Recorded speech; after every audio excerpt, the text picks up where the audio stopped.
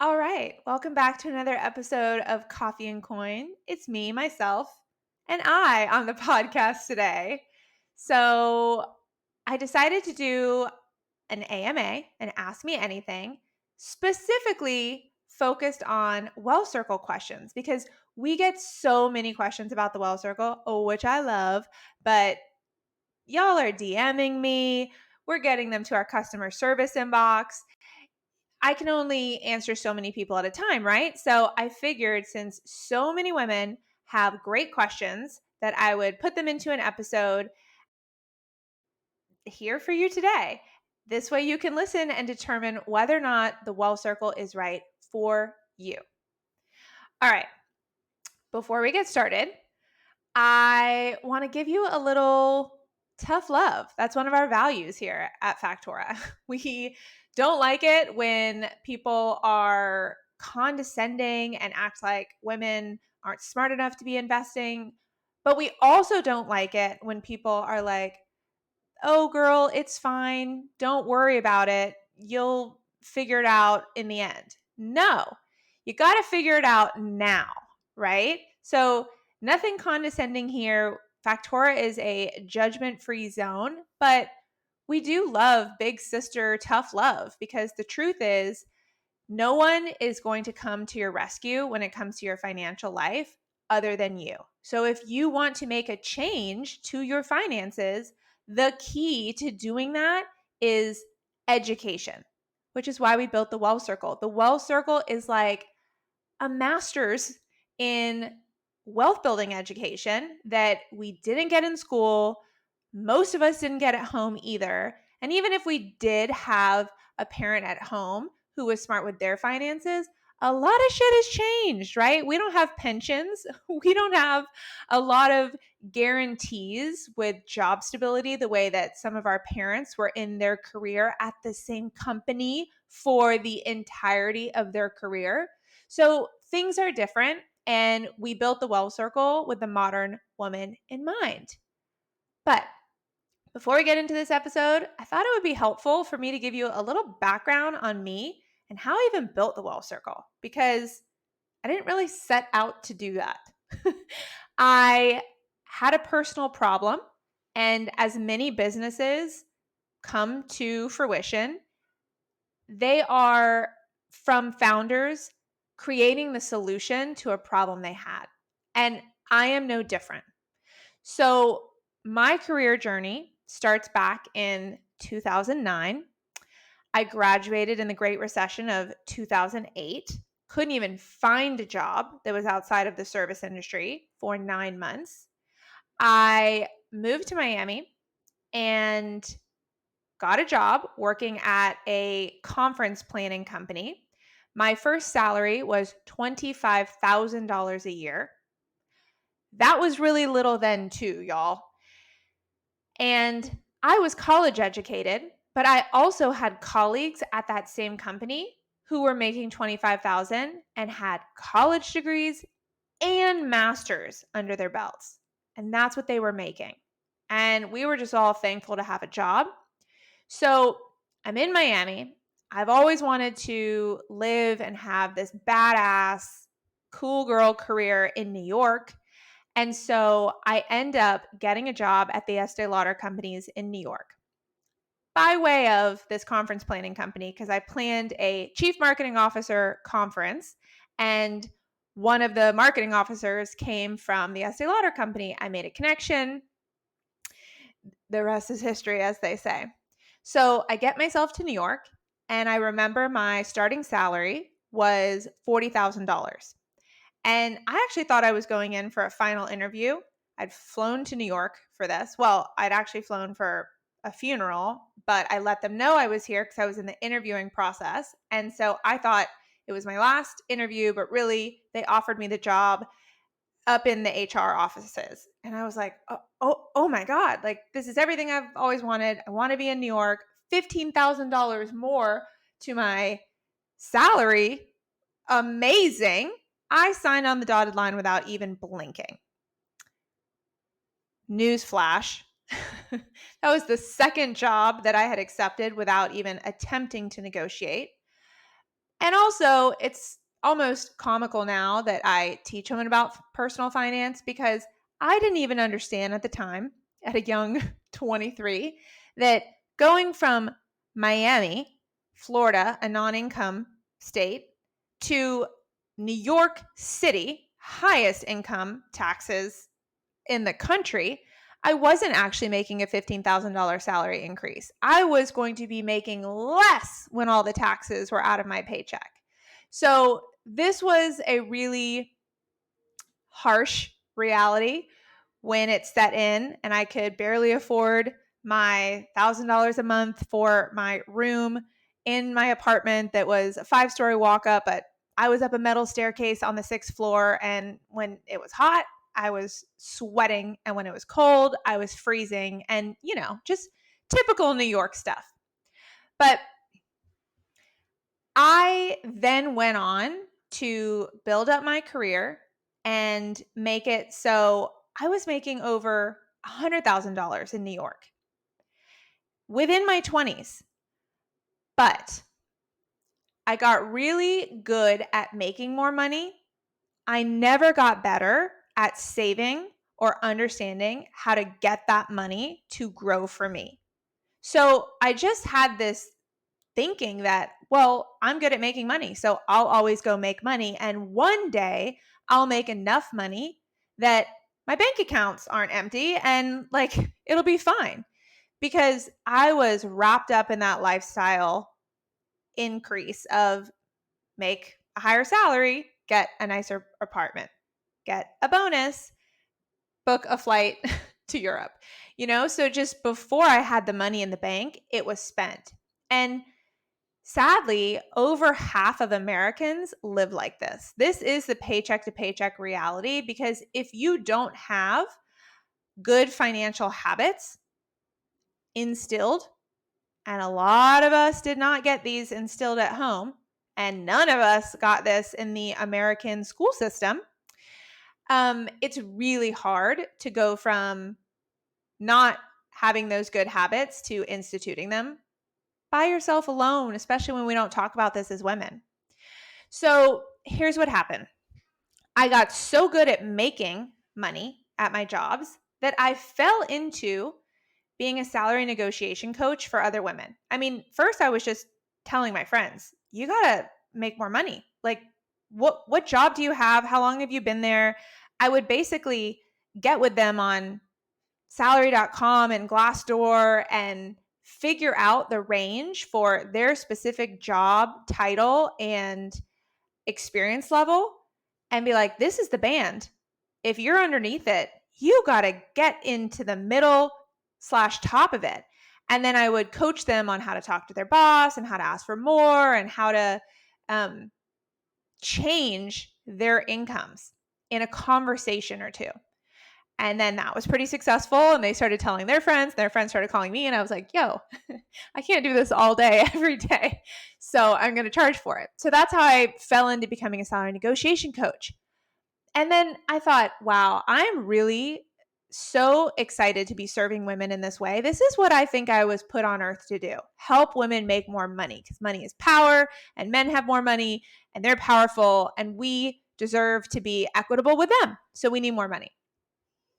But as life does, it twists and turns and leads you to other realizations. I began to see something I couldn't unsee. And it all started with me. Every time I made more money at a job and got the nicer things, all that money was accounted for before it was even in my account. And I realized this was happening with my clients too. I helped a friend make $35,000 and I asked her a few months later how it was going with her money. And she was like, I don't know where it goes. It's all gone. And we had been of this mindset that as soon as we're making a little bit more, we'll be in a better place. Our bank accounts will be padded.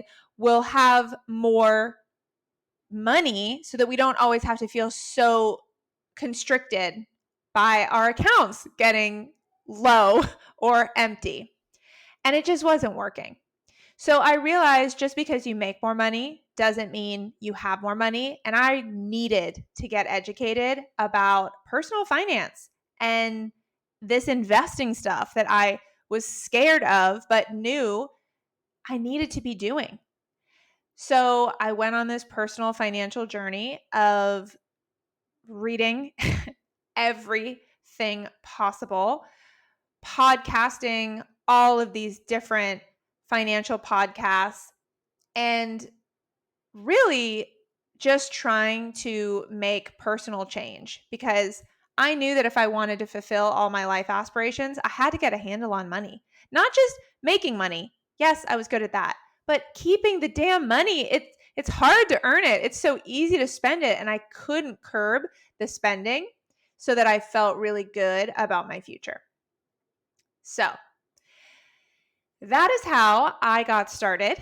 I mean, I used to force myself to sit on Investopedia.com at night and read about investment terminology from old white dudes. It was not fun after a 50 to 60-hour work week in New York, but I did it anyways. And then I started to make change.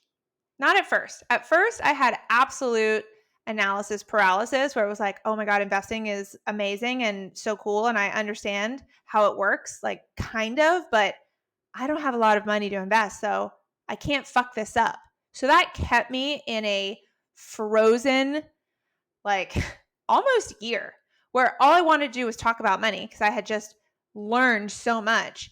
But I wasn't making big changes with mine. I wasn't actually investing. I was too scared of that. I had dealt with credit.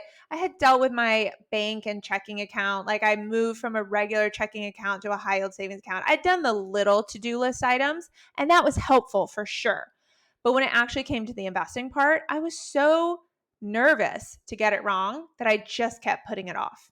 And I know a lot of women have been in this situation because so many of them come into the Wealth Circle and express this.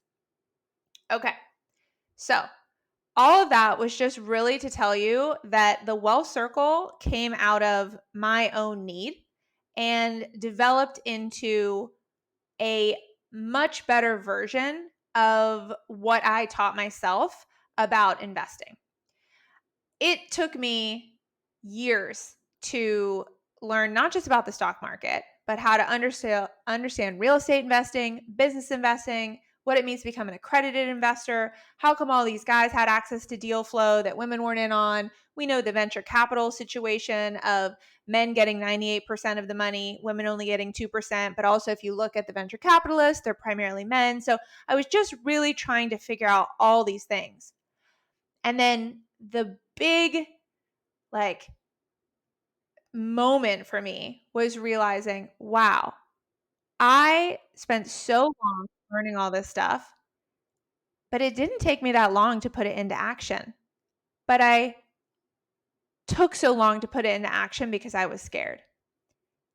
The way I built the Wealth Circle was so that you can get changing your financial habits, putting quality account structures in place, setting up investment accounts within 12 weeks or the following 3 to 6 months after, because you are learning a lot. I'm not going to sit here and tell you that the Wealth Circle is a cakewalk. It's not. You should not take it or keep listening if you don't want to put in the hard work to transform your financial life, because that's what it can do. But the reason that it works so well is not just the education part. It's the community. Women are community gatherers. That is one of our special, innate, nurturing, incredible traits. And we relish that in the Wealth Circle. That is why we do this in community. That is why it is a live cohort that only runs twice a year. I can't do this all the time, y'all. This takes a lot of energy. This takes a lot of team work, operational back components. Like, this is hard, but I choose to do it this way because every other course out there is very much like, oh, you want to learn about finances? Sign on at night and do this on your own time. And I know that that doesn't work because I tried that. And it took me way longer than it needs to take you, because women who come into the Wealth Circle get it done in 12 weeks. Okay, so let's get into the questions. Here are a lot of the general questions we get and my answers to them. So some women say, I don't make a lot of money. How can I possibly be investing? And I actually love when women don't make a lot of money, because the less money you spend on your lifestyle, when you understand investing and are really stoked to be doing it, the more income you do start to make, you can put it into your investment strategy instead of inflate your lifestyle. I have never met a woman who regrets investing. There is no over investing. That's like saying overloved. You can't be overloved. You can't have too much wealth, because when you have a lot of money, you can have a lot of choices in life, a lot more opportunity, a lot more flexibility, freedom. It's just a wonderful thing. I mean, I've dedicated my life to leading 1 million women to 1 million in net worth, and I have not found one negative thing about women having more money. It's the shit. Okay, so here's why it doesn't matter about your income. Let's say you make $50,000 and you invest 10% of that, right? We teach you how to invest 10% of that. That's $5,000 a year going into your investment accounts. Well, in 30 years, just from doing that, you can have $1 million. But in 30 years, you won't have been making $50,000 the whole time. You'll be making more. So you could have increased your investment contributions. So you could have $2, $3, $5 million easily. Now, let me compare that to someone who's making $250,000. And we have plenty of women in the Wealth Circle making both. It's the spectrum. If you're making $250,000 and you have a lifestyle that costs you $250,000, so you don't even have 10% to contribute to investment accounts, you are in a worse position than the person who's making a fifth of your income. All right. So another question we get is, I've already invested a lot in the stock market, or I have a high net worth already. What could I possibly gain from doing this? And I love this question too, because obviously you're still interested in doing it. And I think that's because it's so obvious the community draw here.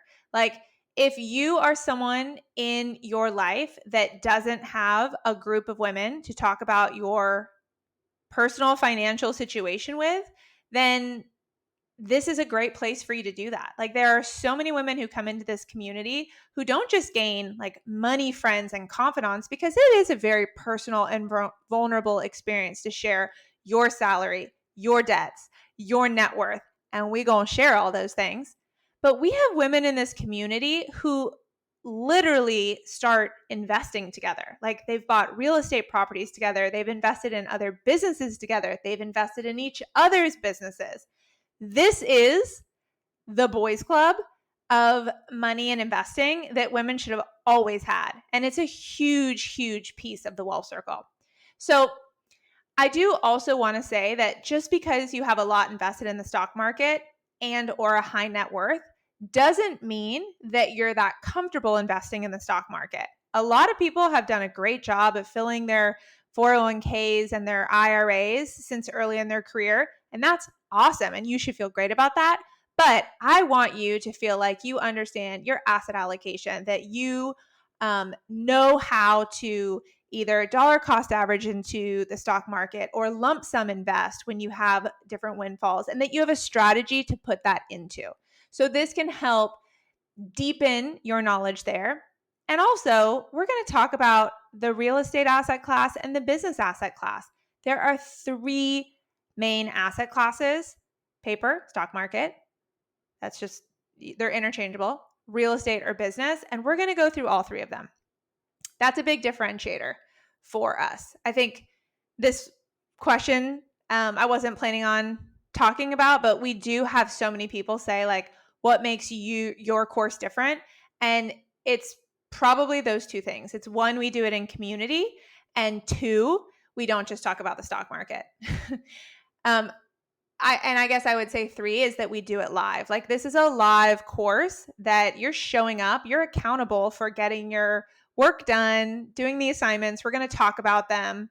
And we even have accountability partner meetups. Like, we connect you with someone else 3 times during the Well Circle, and you can switch people, or you can keep the same person. But after the Well Circle is done, you keep forever lifetime access to our Slack community, because now all these women are educated to a certain point about investing, and they want to keep doing it. As long as you're alive and making money, you should be wealth building. And so these women are stoked to be wealth building and be in community about that.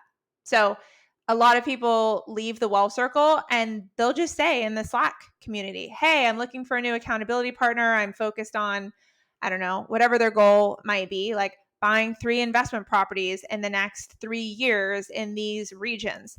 Anyone interested in holding me accountable? And that's how they meet up. And it's freaking awesome. All right.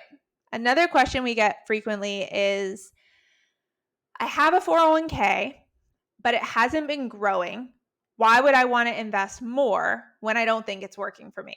And we actually have a really great episode coming out all about 401ks. So definitely check that out. But one of the unfortunate biggest issues we see with women coming into the Well Circle is that when we go to evaluate our current investment accounts, and that's going to include our retirement accounts. So a 401k is something that an employer gives you access to, and then it's your responsibility to determine your investment selections inside.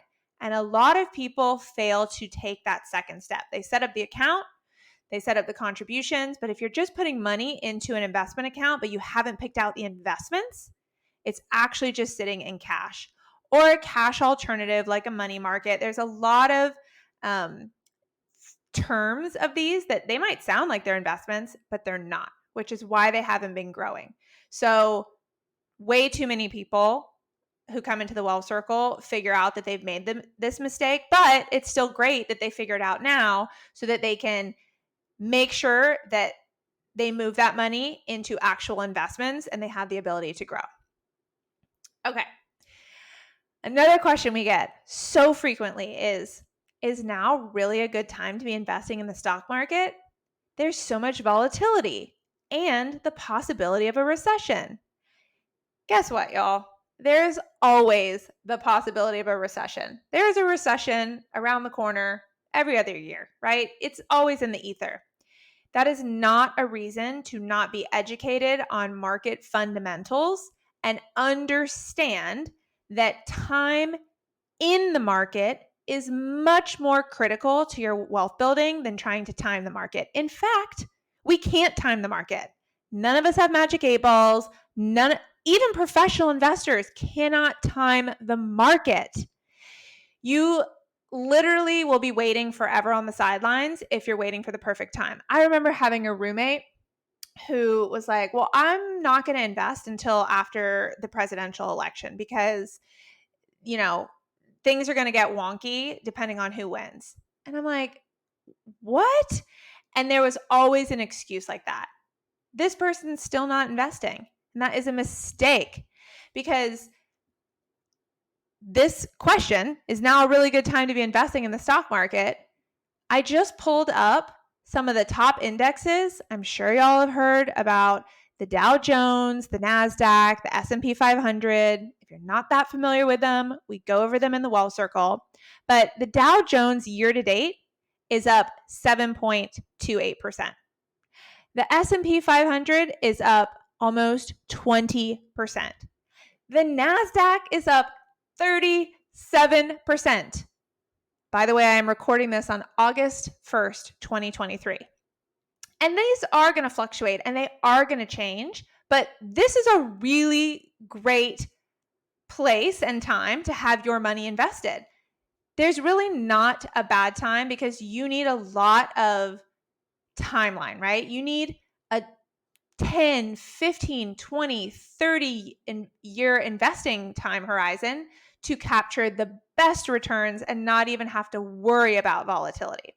But we go through all of these market economics and fundamentals, which many of them are really quite counterintuitive in the wealth circle. Like, for instance, so many people think, well, if there's a recession, then the market's going to dip.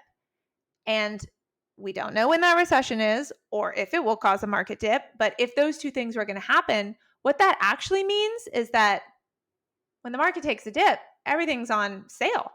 And when we go into a bear market, which means more than a 20% drop, which is excessive, then everything's on fire sale. And that's actually a great time to be buying. So we love it when women set up a ongoing investment strategy. But if and when you have lump sums of money to insert into the market when it is down, all the better, because then you get to ride the up and up, right? And we have all just been alive for the greatest bull market in history since the stock market was invented. And when did that come? It came after the Great Recession of 2008. So you don't want to miss out on these opportunities. Okay. So another comment we get, it's more of a comment really than a question in my opinion, is just that it feels weird to spend money on your money. Like, why would you do that? And this one is so interesting to me because we spend money on everything, right? On everything we value, on education. We pay a lot for our degrees. We pay for coaches. We pay, right? Salary negotiation coaching. I wasn't doing that for free. People were spending money on my advice to help them earn more money. And it's the same with the wealth circle. Why wouldn't you spend money to learn how to keep and grow more of your money? Because when you do that, you actually don't have to work as long or hard because you can use your money to make money instead of exchanging your time and effort, which is what you're doing at an active job. And we talk a lot about the difference between active income, which is a job, and passive income, which are investment returns in the wealth circle. All right. What else? Oh, we get this one a lot too. I work with a financial advisor. Why would I want to learn about investing when I'm already working with an expert? So we are completely agnostic at Factora. Whether you do or don't work with a financial advisor, there's 3 ways to invest in the market. You can use a financial advisor. They're going to do it for you. You can DIY it or do it yourself, or you can do something in between that is called a robo-advisor. And these didn't even exist 20 years ago. So they're a really great option too. They're just all going to have different fees. If you do it yourself, it's the most cost effective. If you hire someone to do it for you, it's the most expensive. And we talk through how the fee structures work and how that can impact your portfolio proceeds in the future if you've had an advisor for many years. For instance, the typical advisor fee is around 1%, but if you've had an advisor for 25 years, it's going to actually take out a huge percentage of what you could have made, right? If you could have taken home $4 million, you might only be taking $3 million because a lot of that got taken by the advisor's fees over your career with them. So all of that to say, we have many women who break up with their advisors after taking a wealth circle because they understand investing better, or they don't think that they are being enough of a differentiator for it to be worth the cost. The bigger point is the more educated you are and the more questions you can ask either a current advisor or a future advisor, the better. We want you to be involved in your financial life and your investing. Don't lose your autonomy by just saying, this is a professional, I'm a novice, figure it out for me, I'm not going to pay attention. That's never a good idea. So that's a reason. And then the other reason why it's important to learn about investing, even if you do have a financial advisor, is that financial advisors are only educated on the stock market. That's where they get their education. That's where they have their focus. And we talk a lot about the real estate and business investing markets as well. Okay. I'm already investing and saving. I have a 9 to 5, no plans to change that. Is there any benefit to the wealth circle? So many women say this. They're like, I'm already doing fine. Why would I do this? And it's the same responses I've had before. If you want to learn more about investing, if you want to learn about all three of those asset classes, if you want community around your money to talk with, if you want to be making clear financial goals and achieving them, it's a great course and community to be a part of. And like I said, it's got that lifetime community element. Okay, last two questions. How much does it cost? When does it start? So it's $1,800. We also offer a payment plan. You can either buy it at once or over 5 months in installments. The great thing I want to share here is that on average, Factora grads are upping their net worth by $34,000 within 6 months. So the return on that investment is very good. And we've seen a lot of women do a lot more. That's just the average. It starts August 23rd, but when we sell out, and we typically always sell out. So don't delay. We had a pre-sale, and as of recording this, we were 29% full before we open up to the public. Okay, if you can't join this one and you want to know when the next one is, it will not be available until spring 2024. So if this is your year to have some financial transformations and become a confident investor, then I welcome getting to know you inside of the Factora Wealth Circle community. Thanks, y'all. If you enjoyed this episode, come join us in a Wealth Circle. It's our live, online, 12-week course and community where we teach you how to create a personalized financial plan alongside hundreds of other women building wealth. It will change your life and your money for good. You can apply at factorawealth.com/wealth circle. That's factorawealth.com/wealth circle. See you in the next episode.